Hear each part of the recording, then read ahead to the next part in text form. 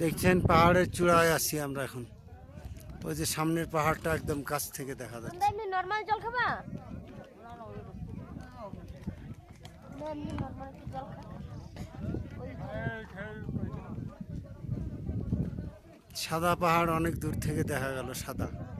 এই যে আমরা শুধু পাথর, সাদা লাগছে শুধু পাথর। আমাদের পাহাড়টাও দেখুন, এই যে দূর থেকে ঠিক মনোরম মন্দির মনে হচ্ছে, মহাদেবের মন্দির, কালীর মন্দির, বিষ্ণু মন্দির, সব মন্দির মনে হচ্ছে।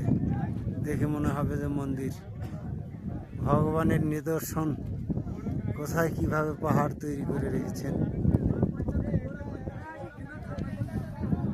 এগুলো চোখে না দেখলে, চোখে দেখার অনুভূতিটাই আলাদা। চোখে দেখলে বোঝা যায় যে ভগবান কোথায় আছেন, ভগবানের কত শক্তি, ভগবান কি করতে পারেন।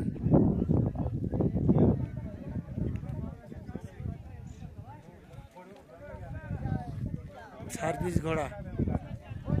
ঘোড়াওয়ালাদের প্রচুর কামাই হচ্ছে। একটা শহর নিয়ে আসলে নিচ থেকে 2000-2200 করে টাকা নিচ্ছেন এখান পর্যন্ত।